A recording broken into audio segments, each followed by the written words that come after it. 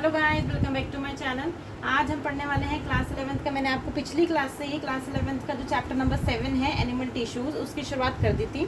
आज उसका lecture number 2 है। ठीक है, आपको पता है कि सीबीएसई में, ठीक है, सीबीएसई में सिर्फ और सिर्फ फ्रॉक का टॉपिक ही आ रहा है, तो इसलिए हम सबसे पहले फ्रॉक को पढ़ा रहे हैं। फ्रॉक के बाद फिर हम एनिमल टिश्यूज को देखेंगे, जो इसका रिमेनिंग पार्ट बचता है। वैसे वो आपका सीबीएसई में नहीं आ रहा है, फिर भी जिनको एक्स्ट्रा पढ़ना है मैं उनके लिए पढ़ा दूंगी। तो सबसे पहले हम फ्रॉक की बात करते हैं, क्योंकि वही मेन है, वही सीबीएसई में आ रहा है। जो सीबीएसई वाले बच्चे हैं उन्हें वो सबसे पहले फ्रॉक ही तो पढ़ेंगे, तो इसलिए मैं सबसे पहले फ्रॉक को ही कवर कर रही हूँ। फ्रॉक का मैंने कल थोड़ा इंट्रोडक्टरी पार्ट आपको दे दिया था, ठीक है, थोड़ा पार्ट हमें दे दिया था, तो सबको आपने, आई होप आपने रिवाइज कर लिया होगा। अब हम थोड़ा आगे बढ़ते हैं। ठीक है, मैं शुरुआत से बता देती हूँ कि मैंने क्या बताया था, लेकिन जो मोर्फोलॉजी वाला पार्ट है मैं उसी के पॉइंट्स को रिवाइज करूँगी फिर से, क्योंकि उसके ऊपर वाले पॉइंट्स आपको जनरली याद होने चाहिए। ठीक है, जनरली याद होने चाहिए। मोर्फोलॉजी वाले पॉइंट्स पे थे।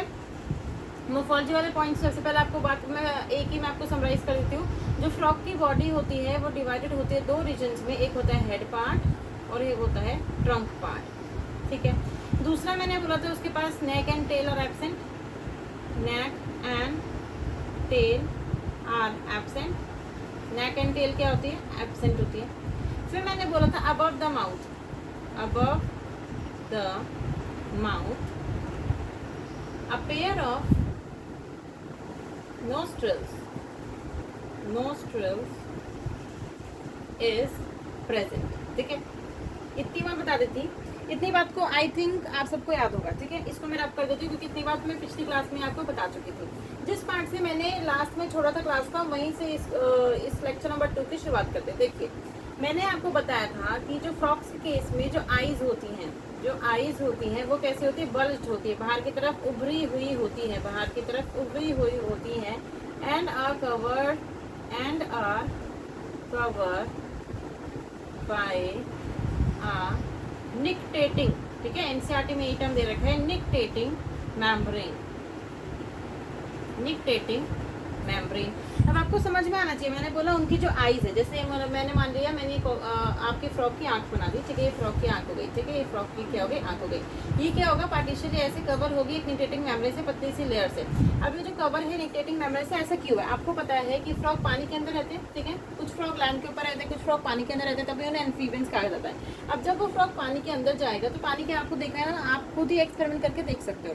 आप क्या करोगे, जैसे अपना पार्टी के अंदर अपना मुंह डालोगे ना, तो आप ज़्यादा देर तक अपनी आंखों को खोल नहीं पाओगे। ठीक है, आपको बहुत ज़्यादा मुश्किल होगी, पर ऐसी मुश्किल फ्रॉक्स को भी हो सकती है। इसलिए उनके पास निक्टेटिंग मेम्ब्रेन पाया जाता है, और ह्यूमंस के पास निक्टेटिंग मेम्ब्रेन नहीं पाया जाता। ठीक है, इसलिए आप पानी के अंदर आंख नहीं खोल सकते। ठीक है, ये रीज़न है कि जो स्कूबा डाइवर्स होते हैं, आपने देखा ना आंख के ऊपर कोई बड़ा सा चश्मा लगा लेते हैं, वो इसी रीज़न के लिए होता है। लेकिन फ्रॉक्स के पास निक्टेटिंग मेम्ब्रेन होता है, इसलिए वो पानी में बहुत अच्छे से जा सकते हैं। ठीक है, ये निक्टेटिंग मेम्ब्रेन इसीलिए होता है ताकि वो पानी में उन्हें प्रोटेक्ट कर सके। ठीक है, while they are in water, तो उन्हें वो प्रोटेक्ट कर सके। इतनी चीज़ समझ में आती है। थोड़ा हम आगे बढ़ते हैं।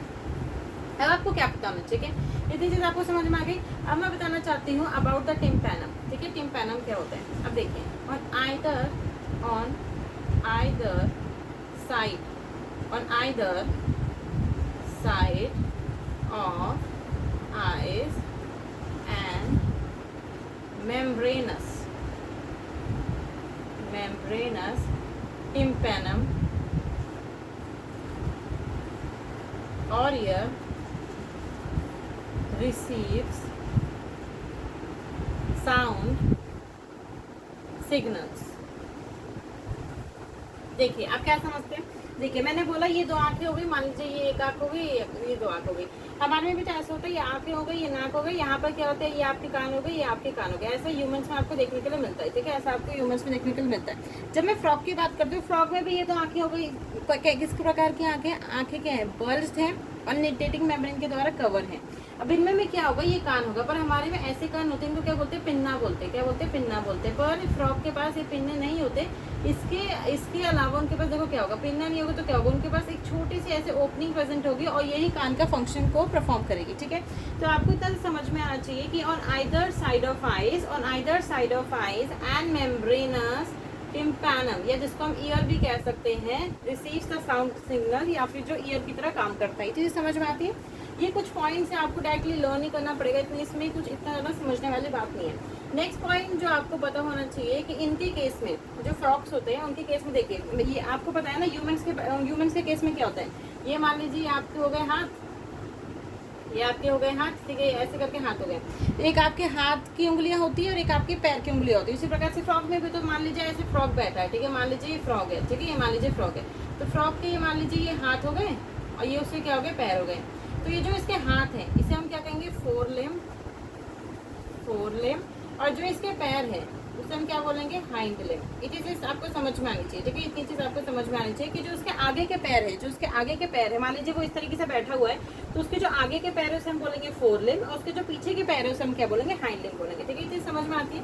अब आपको पता होना चाहिए कि इनके जो फोर लिम्ब है, जो आगे के पैर हैं, उन आगे के, जैसे देखिए ये मेरा हाथ है, ठीक है, मान लीजिए मेरा हाथ है, ये हाथ आप समझ लीजिए फ्रॉक का हाथ है। अब देखिए इसमें कितने डिजिट्स है, 1 2 3 4 5, तो मेरे हाथ में कितने डिजिट्स है, 5 डिजिट्स है, ठीक है, मतलब कि 5 उंगलियां हैं, 5 डिजिट्स है। कॉकरोच के केस में जो फोर लिम्ब होते हैं, जो आगे वाले हाथ होते हैं, उनके पास 4 डिजिट्स होते हैं, ठीक है, मतलब कि 4 उंगलियां होंगी, ठीक है, इस प्रकार से मान लीजिए 1 हो गई, 2 हो गई, तीसरी हो गई, चौथी हो गई, इस प्रकार से होगा, ठीक है, इस प्रकार से होगा पहले वाला। दूसरी जो हाइंड लिम्ब है, जो पीछे वाले हाथ है, वो एंड होते हैं एंड इनटू 5 डिजिट्स, देखिए पीछे वाले में कितने, देखो आगे वाले जो हाथ है, आगे वाले जो हाथ है उसमें 4 है, ठीक है, 4 डिजिट्स है, और जो पीछे वाले हाथ है उसमें 5 डिजिट्स है। इतनी चीज समझ में आती है। अब देखिए जो 5 डिजिट्स है, 5 digits are more muscular and larger, are more muscular and larger than the forelimb, इतनी चीज आपको समझ में आनी चाहिए कि जो हाइंड लिम्ब है वो मोर मस्कुलर होना चाहिए, ठीक है, वो मोर मस्कुलर है और ज्यादा लार्जर है as compare to forelimb. अब आपको ये चीज पता होनी चाहिए कि फोर लिम्ब और हाइंड लिम्ब, ठीक है, मैंने ऐसे लिख दिया फोर लिम्ब प्लस में हाइंड लिम्ब, इन दोनों के फंक्शन दे रखे हैं। क्या क्या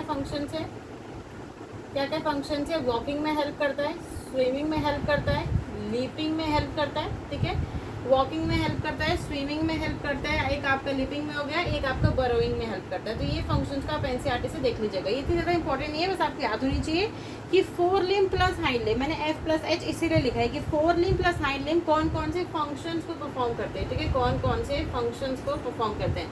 तो वो फंक्शंस है वॉकिंग, चलने में हेल्प करेंगे, स्विमिंग, तैरने में हेल्प करेंगे, ठीक है, लीपिंग में हेल्प करेंगे और बरोइंग में हेल्प करेंगे। इतनी चीज़ का मतलब कि राइट डाउन कर सकते हैं। आगे बढ़ते हैं। अब आपको क्या पता होना चाहिए। अब देखिए जो इसके पीछे वाला, मैंने बोला जो इसकी हाइंड लिम्ब है, जो मैंने इसके बोला जो इसके पीछे वाले पैर है, जो इसके हाइंड लिम्ब है, हाइंड लिम्ब के पास क्या होते हैं, वेब्स होते हैं, वेब्स का मतलब आपने देखा होगा जो स्कूबा डाइवर्स होते हैं, ठीक है, जो स्कूबा डाइवर्स होते हैं, तो स्कूबा डाइवर्स का आपने देखा है, जो इस प्रकार के आपको दिखेंगे, इस प्रकार के आपको पैर दिखेंगे, उसमें ऐसे जाले जाले से होते हैं, इस प्रकार के, ठीक है, ऐसे जाले जाले से लगे होते हैं, ठीक है। आप मूवीज में देखना उनके जो पैरों में ना कुछ ऐसे लंबे लंबे से स्ट्रक्चर ऐसे ऐसे करके बनाए होते हैं, ठीक है, ऐसे ऐसे करके, मतलब आप ऐसे समझ लीजिए उनके पैर में एक का एक ऐसा स्ट्रक्चर हो जाएगा, एक ऐसे स्ट्रक्चर हो जाएगा, एक ऐसा स्ट्रक्चर हो जाएगा, इस प्रकार के स्ट्रक्चर बनाते हैं जिसे हम वैब्स कहते हैं। तो आपसे पूछा जाएगा कि वैब सिर्फ और सिर्फ हाइंड लिम्ब में होता है, ना कि फोर लिम्ब पे। तो वैब्स क्या होते हैं, सिर्फ और सिर्फ हाइंड लिम्ब में होते हैं। तो ये सब चीज़ें आपको सिर्फ लर्न करने के लिए आप इस वीडियो को, बहुत छोटी सी वीडियो होगी, उसे आप बार बार अगर आप देखोगे तो आपको अच्छे से चीज़ें याद हो जाएंगी, ठीक है, बार बार लर्न करके याद होंगी। इसमें कोई इतनी चीज़ कॉन्सेप्ट वाली नहीं है, आपको सिर्फ इतनी चीज़ों को एक बार समझ लीजिए और इन्हें बार बार लर्न करने की आपको ज़रूरत है, ठीक है, इसको आपको क्या करना है, बार बार लर्न करना है। ये चीज़ें समझ में आती है। अब आपको ये चीज़ लिखनी है कि फ्रॉग exhibit sexual dimorphism,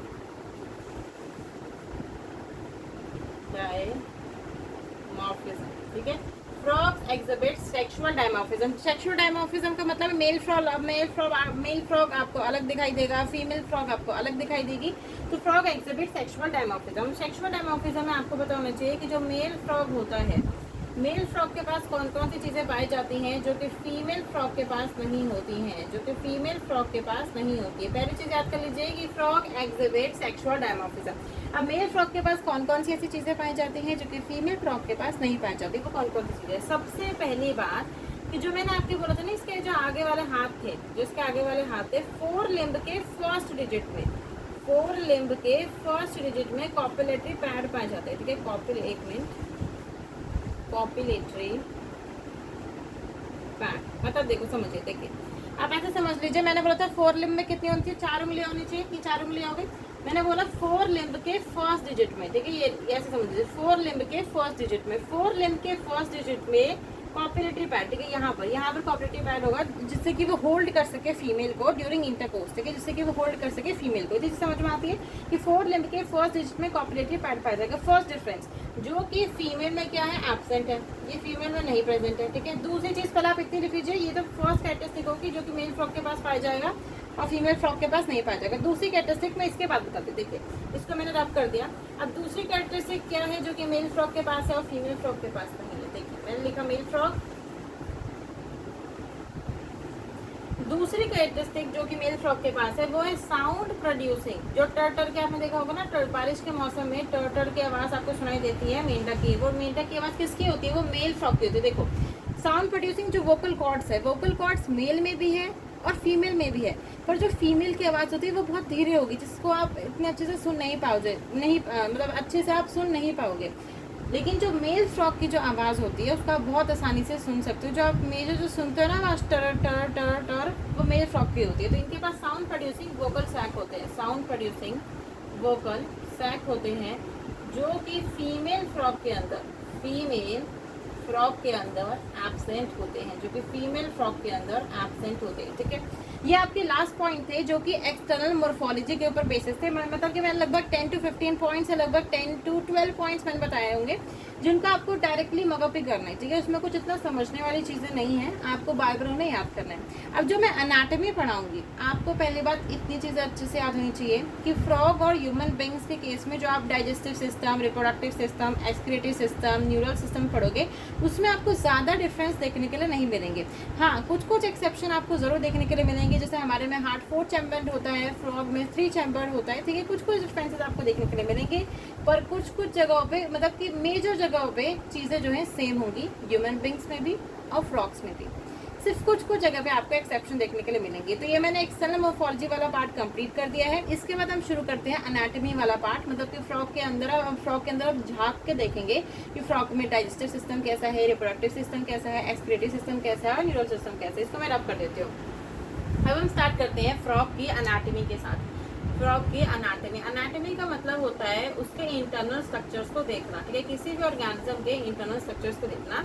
तो हम सबसे पहले स्टार्ट करेंगे with the digestive system, with the digestive system of frog, digestive system of frog. अब जिन किसी भी बच्चों ने 10th में आपका था ना कि जिसमें आपको पूरा डाइजेस्टिव सिस्टम एलिमेंट्री कैनाल के बारे में बताया हुआ था, ठीक है, 10th क्लास में। अगर बच्चों को जो जितने बच्चे इसको पढ़ रहे हैं, अगर वो अभी आपके बोर्ड्स हुए होंगे, तो अगर आपको वो डाइजेस्टिव सिस्टम अच्छे से पता है तो आपको फ्रॉग को पढ़ने में बहुत ज़्यादा ईजी हो जाएगा, क्योंकि लगभग ह्यूमन बींग्स का और फ्रॉग्स का लगभग में सेम होता है। कुछ आपको एक्सेप्शंस, कुछ आपको डिफरेंसेस देखने के लिए मिलते हैं और ज़्यादातर क्वेश्चन उसी डिफरेंसेस पर बनते हैं। तो डाइजेस्टिव सिस्टम की शुरुआत करते हैं। डाइजेस्टिव सिस्टम 2 चीज़ों से मिलकर बना होता है। एक होता है उसमें एलिमेंट्री कैनाल, और दूसरा होता है उससे एसोसिएटेड डाइजेस्टिव ग्लैंड्स, इतनी चीज़ तो समझ में आती होगी, इसको इतना समझाने वाली बात नहीं है। एक आपकी हो जाएगी ऐसे एलिमेंट्री कैनाल, सीधी एलिमेंट्री कैनाल, उससे एसोसिएटेड आपके हो गए ऐसे, मान लीजिए ये लीवर हो गया, ये पैनक्रियाज हो गया, उससे एसोसिएटेड ग्लैंड्स, ठीक है, उससे एसोसिएटेड डाइजेस्टिव ग्लैंड या फिर उससे एसोसिएटेड ग्लैंड्स, ठीक है। तो एनाटॉमी के अंदर हम डाइजेस्टिव सिस्टम की सबसे पहले शुरुआत करें। डाइजेस्टिव सिस्टम 2 चीज़ों से मिलकर बना होता है, एक एलिमेंट्री कैनाल और दूसरा डाइजेस्टिव ग्लैंड। एक एलिमेंट्री कैनाल, इसको लर्न करिए, बार लर्न करिए कि डाइजेस्टिव सिस्टम में 2 चीज़ें आती हैं, एक एलिमेंट्री कैनाल आती है और दूसरी आती है डाइजेस्टिव ग्लैंड्स, ठीक है। अब आपको इसके आगे क्या बताना चाहिए, एक तो हो गया एलिमेंट्री कैनाल, दूसरा हो गया डाइजेस्टिव ग्लैंड। इसके बाद आपको पता होनी चाहिए कि फ्रॉग्स के केस में जो एलिमेंट्री कैनाल होती है, जो एलिमेंट्री कैनाल होती है वो होती है छोटी। वो क्या होती है, छोटी होती है, ठीक है, वो क्या होती है, छोटी होती है। Alimentary canal small. Alimentary canal क्यों स्मॉल है, क्योंकि फ्रॉग्स क्या होते हैं, कार्निवोर। देखो फ्रॉग कार्निवोर है, फ्रॉग के कार्निवोर होने के कारण length of intestine is reduce. अब आप इससे समझिएगा, देखिए एक होते हैं हार्बीवोर्स, एक होते हैं कार्निवोर्स, एक होता है ओमनीवोर्स। ह्यूमन बींग्स क्या है? ओमनीवोर्स है, जो कि मतलब कि आप कह सकते हैं घास फूस भी खा सकते हैं और चिकन ये सब भी खा सकते हैं। तो हम लोग क्या है? ओमनीवोर्स है। मैंने बोला कि फ्रॉक्स क्या होते हैं? कार्निवोर्स होते हैं। फ्रॉक्स कार्निवोर्स है, मतलब वो सिर्फ और सिर्फ एनिमल्स को ही खाएंगे। आपने कोई भी ऐसा फ्रॉक नहीं देखा होगा जो कि किसी पेड़ को खा रहा है, पेड़ के तने को खा रहा है, ऐसा आपने कभी नहीं देखा होगा। तो फ्रॉक्स हमेशा ही कार्निवोर्स होते हैं। अगर फ्रॉक्स कार्निवोर्स है तो हर्बीवोर्स के केस में सेलुलोज को डाइजेस्ट करने के लिए आपको लंबी इंटेस्टाइन चाहिए, ठीक है? लंबी इंटेस्टाइन चाहिए, आपको अंदर जाकर उसे डाइजेस्ट करना है। पर जब आप एनिमल्स को खाते हो, जब आप कार्निवोर होते हो, तो आप प्री डाइजेस्टेड फूड को खा रहे हो। अगर आप जो फूड पहले से थोड़ा बहुत डाइजेस्ट हो चुका है उसको आप डाइजेस्ट करने के लिए आपको छोटे इंटेस्टाइन की जरूरत होगी।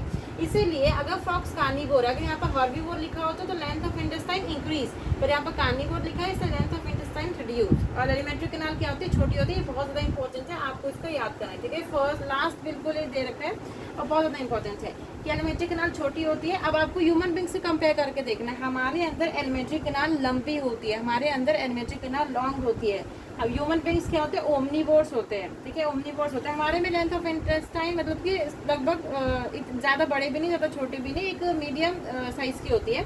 क्योंकि जो हर्बीवोर्स से जो घास फूस खाते हैं उनमें तो और भी ज़्यादा लंबी इंटेस्टाइन देखने के लिए मिलती है। थोड़ा आगे बढ़ते हैं। इसके बाद आपको क्या पता होना चाहिए? इसके बाद आपको पता होना चाहिए द पाथवे कि कैसे कैसे फॉलो होता है। देखिए, सबसे पहले क्या होता है, जो भी आप खाना खाओगे, ठीक है? ये मान लीजिए फूड हो गया, कुछ भी फूड हो गया, ये फूड हो गया। सबसे पहले आप उसको माउथ में लोगे, ठीक है? आपने माउथ के अंदर डाला, माउथ के बाद वो जाएगा बकल कैविटी में, बकल कैविटी में, ठीक है? बकल कैविटी में, बकल कैविटी के बाद वो जाएगा फेरिंग्स में, गले के रीजन में, which is a common passage for food in air. Pharynx के बाद वो जाएगा ईसोफेगस में, जो आपकी फूड पाइप होती है। यहाँ पर आपको बहुत ज़्यादा इंपॉर्टेंट टर्म है जो आपको लर्न करना है कि ईसोफेगस फ्रॉक्स के केस में, in the case of frock, frock का केस पढ़ रहे हैं, फ्रॉक का केस पढ़ रहे हैं, तो कैसी होती है? शॉर्ट ट्यूब होती है, शॉर्ट ट्यूब होती है। ऐसा क्यों बोला मैंने? देखो, ये हम ह्यूमन बींग से कंपेयर करके चल रहे हैं। जब मैंने बोला शॉर्ट ट्यूब, तो ह्यूमन बींग्स के अंदर तो ईसोफेगस एक लॉन्ग ट्यूब है, लंबी सी ट्यूब होती है। पर फ्रॉक से केस में ये कैसी होती है? शॉर्ट ट्यूब होती है। ईसोफेगस के बाद ये जाता है स्टमक में, जो आपका पेट होता है, ठीक है? पेट होता है स्टमक। स्टमक के बाद जाएगा इंटेस्टाइन के अंदर। कहाँ जाएगा? इंटेस्टाइन के अंदर। इंटेस्टाइन के बाद जाएगा, इधर बना देती हूँ मैं, इंटेस्टाइन के बाद जाएगा रेक्टम, और रेक्टम के बाद जाएगा क्लोएका। अब देखो, आपको डिफरेंस समझ में आना चाहिए। अगर मैं ह्यूमन बींग्स की बात करूँ तो ह्यूमन बींग्स में क्या है? सबसे पहले मैंने माउथ के अंदर खाना डाला, माउथ के बाद बकल कैविटी में गया, बकल कैविटी के बाद फेरिंग्स में गया, फेरिंग्स के बाद ईसोफेगस में गया, ठीक है? ये सब ह्यूमन बींग्स में सेम होता है। पर क्या डिफरेंस देखने के लिए मिला? Short tube. तो इसको आप याद कर लेना है कि ह्यूमन बींग्स के केस में लॉन्ग ट्यूब होती है और फ्रॉक्स के केस में शॉर्ट ट्यूब होती है। फिर स्टमक में, हमारे में भी स्टमक, ईसोफेगस के बाद स्टमक में ही जाते हैं, फिर इंटेस्टाइन में जाता है, स्मॉल इंटेस्टाइन, लार्ज इंटेस्टाइन, फिर किस में जाता है? रेक्टम में जाता है। पर यहाँ पर सबसे ज़्यादा इंपॉर्टेंट डिफरेंस देखने के लिए मिल रहा है, सबसे ज़्यादा इंपॉर्टेंट डिफरेंस। देखो, मैं अगर ह्यूमन बींग्स की बात करूँ, ठीक है? ह्यूमंस में क्या देखने के लिए मिलता है? ह्यूमंस में क्या होता है? आपका रेक्टम है, रेक्टम ओपन होता है, जो आपका रेक्टम है, देखो जो रेक्टम है, रेक्टम ओपन होता है एनस में, एनस में, और फिर वो बाहर छींची, जो भी छींची पोटी होता है, छींची पोटी होता है, वो बाहर निकल जाता है, ठीक है? छींची पोटी बाहर निकल जाता है। रेक्टम में क्या होता है? पार्टीशन स्टोर हो गया, जब तक आपको प्रेशर नहीं आएगा रेक्टम में स्टोर हो जाएगा। रेक्टम के बाद एनस से बाहर निकलता है ह्यूमंस के केस में। पर यहाँ पर कहाँ है? रेक्टम से कहाँ, किसके बाहर निकल रहा है? क्लोएका में। मैं क्लोएका बताऊंगी। क्लोएका क्या है? क्लोएका एक कॉमन पैसेज है, ठीक है? क्लोएका क्या है? कॉमन पैसेज है, जहाँ पर आप ले लीजिए, मतलब कि आपका पोटी भी उसी में ओपन होती है, सुसु भी वहाँ ओपन होती है, स्पर्म्स भी। आप समझ सकते हो कि कैसी हालत होगी भाई क्लोएका की। उसी में आपकी पोटी भी आ रही है, सुसु भी आ रही है, स्पर्म्स भी आ रहा है। In the case of male frock, female frock में अलग देखने के लिए मिलता है। तो आपको क्या याद रखना है कि ये पूरा पाथवे याद रखिए कि सबसे पहले माउथ में, फिर बकल कैविटी में, फिर फेरिंग्स में, फिर ईसोफेगस, स्टमक, इंटेस्टाइन, रेक्टम और cloaca. Cloaca is the most important thing. बहुत बच्चे यहाँ पर एनएस लगा के आ जाएंगे, पक्का वो ऑप्शन दिया होगा कि रेक्टम के बाद एनएस में होता है फ्रॉक्स में, तो वो बिल्कुल गलत स्टेटमेंट। रेक्टम के बाद क्लोएका में होना चाहिए, ठीक है? चीज़ समझ में आती है? आप देखिए, इसके आगे मैं आपको बताना चाहती हूँ कि कौन कौन से डाइजेस्टिव ग्लैंड्स होते हैं, ठीक है? कौन कौन से डाइजेस्टिव ग्लैंड्स होते हैं। देखिए, डाइजेस्टिव ग्लैंड्स कौन कौन से पाए जाते हैं? डाइजेस्टिव ग्लैंड्स कौन कौन से पाए जाते हैं? डाइजेस्टिव ग्लैंड्स कौन कौन से पाए जाते हैं? आपको पता है लीवर होता है, लीवर होता है, लीवर सिक्रीट करता है बाइल, ठीक है?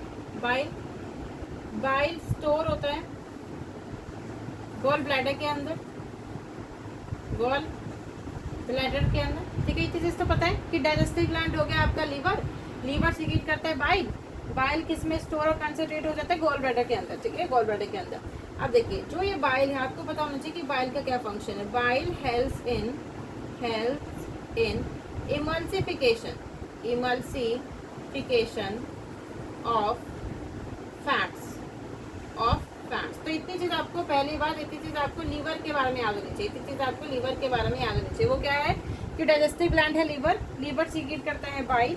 अब वो जो बाइल सीक्रेट कर रहा है, मान लीजिए लीवर हो गया, ठीक है, ये आपका क्या हो गया, लीवर हो गया, ये आपका लीवर हो गया, ठीक है। लीवर से डक्ट टाइप, यहाँ पर आपको छोटा सा आपका लगा होता है गोल ब्लैडर, यहाँ से गोल ब्लैडर में क्या हो गया, स्टोर हो गया आपका बाइल, और यहाँ से आपका गोवन बाइल डक्ट, यहाँ पर आपका पेनक्रियाज पाया जाता है, ठीक है, यहाँ पर पेनक्रियाज पाया जाता है, यहाँ पर आपका सी शेप ड्यूरोनम लगा होता है, फिर इसमें सारी सिक्रेशन आती है। पर आप इसके बाद जानेंगे, पहले आपको इतना ही बाइल के बारे में याद होना चाहिए कि बाइल का क्या फंक्शन होता है, इमल्सिफिकेशन ऑफ फैट्स में वो हेल्प करता है, ठीक है। दूसरा डाइजेस्टिव ग्लैंड के बारे में अगर मैं बात करूँ तो दूसरा डाइजेस्टिव ग्लैंड होता है पेनक्रियाज, जो कि क्या है, एक मिक्स्ड ग्लैंड है, हेटेरोक्लाइन ग्लैंड है। अब पेनक्रियाज जो है, पेनक्रियाज क्या सिक्रीट करता है, pancreatic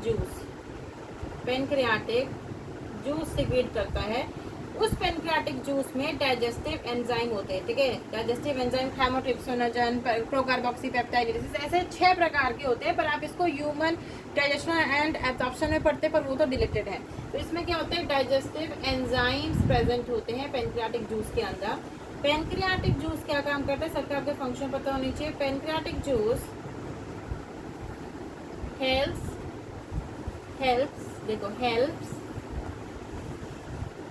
in digestion of fats के, वहाँ पर मतलब कि इमल्सिफिकेशन ऑफ फैट्स हो गए, तो यहाँ पर क्या हो गया, proteins and carbohydrates, proteins and carbohydrates, ठीक है। जिसको नहीं दिख रहा होगा मैं इसको रिपीट कर देती हूँ कि डाइजेस्टिव, देखो पेनक्रियाज के अंदर पेनक्रियाटिक जूस पाया जाता है, जिसके अंदर क्या होते हैं, डाइजेस्टिव एंजाइम्स होते हैं। Pancreatic juice helps in the digestion of proteins and carbohydrates. Fats की इमल्सिफिकेशन कौन करता है, बाइल जूस करते हैं। फैट्स की इमल्सिफिकेशन कौन करता है, बाइल जूस करता है। अब देखिए पूरा का पूरा डाइजेशन चलेगा। आपको पता है कि इतनी चीज़ तो पता होगी कि स्टमक के अंदर HCl सिक्रीट होता है, गैस्ट्रिक जूसेस वगैरह सिक्रीट होते हैं।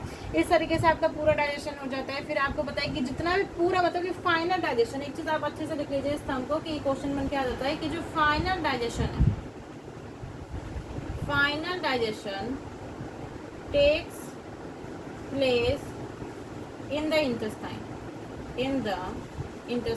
इस टर्म को जो मैंने ये लाइन लिखी है इसको आप याद रखेंगे, इन द इंटेस्टाइन,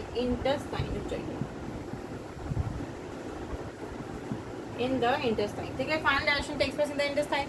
फिर क्या होगा, मैंने आपको पता है कि जब आपके माउथ में होता है तो बोलस होता है, स्टमक के अंदर खाइम बोला जाता है, स्मॉल इंटेस्टाइन के अंदर खाइल बोला जाता है, ठीक है।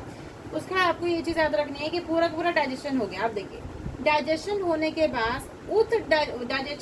बाद उस डाइजेस्टेड फूड को कौन एब्जॉर्ब करेगा, उसे एब्जॉर्ब करेंगे विलाई और माइक्रोविलाई। तो आप इसको लिख सकते हैं, ठीक है, इसको आप लिख सकते हैं कि digested food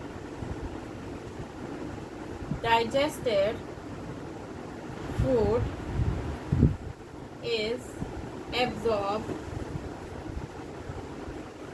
by numerous folds, villi and microvilli present in inner wall of intestine। Important है कि डाइजेस्टेड फूड, जो फूड डाइजेस्ट हो चुका है, आप उसको एब्जॉर्प्शन की जरूरत है, क्योंकि एब्जॉर्ब होने के बाद ही वो अल्टीमेटली टिश्यूज के पास पहुंचेगा। तो digested food is absorb by numerous folds, villi and microvilli present in inner wall of intestine. कहाँ प्रेजेंट है, इनर वॉल ऑफ इंटेस्टाइन। चीजें समझ में आती है, ठीक है। अब इसके बाद आपको लास्ट टर्म जो पता है कि देखिए आपका पूरा का पूरा आपने खाना खाया, खाना डाइजेस्ट भी हो गया, विला और माइक्रोविला ने ले भी लिया। अब क्या होगा, लार्ज इंटेस्टाइन में जाएगा और सॉलिड वेस्ट जो आपकी मतलब कि पॉटी होती है, अब क्या होगा, देखो मैंने आपको क्या बोला कि रेक्टम है, ठीक है, रेक्टम से किस में जाएगा, फ्रॉक के अंदर क्लोइका में जाएगा, ठीक है, क्लोइका में जाएगा। अब देखिए क्लोएका कुछ इस प्रकार का दिखता है, ठीक है, क्लोएका कुछ इस प्रकार का दिखता है, ठीक है। आपका रेक्टम होगा, क्लोएका कुछ इस प्रकार का दिखता है, तो क्लोएका इसको मैं बोल सकती हूँ क्लोएका। और यहाँ पर ऊपर आप मान लीजिए रेक्टम, ठीक है। रेक्टम से जो भी आपका सॉलिड वेस्ट है वो यहाँ पर आया, ठीक है, क्लोएका में आया। और ये क्लोएका, क्लोइकल इसको बोलते हैं, क्लोइकल अपर्चर। क्लोइकल अपर्चर से जो भी आपका छींची होगा, ठीक है, जो भी आपका छींची होगा फ्रॉक का, वो बाहर निकल जाएगा। क्या हो जाएगा? बाहर निकल जाएगा। ठीक है, समझ में आती है? तो ये डाई सिस्टम हुआ पूरा कंप्लीट। इस लेक्चर में अब हम यहाँ तक ही पढ़ेंगे। अब नेक्स्ट लेक्चर में बात करेंगे रेस्पिरेटरी सिस्टम के बारे में, ब्लड वेस्कुलर सिस्टम के बारे में, वो सब नेक्स्ट लेक्चर में देखेंगे। At the end please subscribe to my channel, give some thumbs up to it, ज़्यादा से ज़्यादा शेयर करिए। Thank you.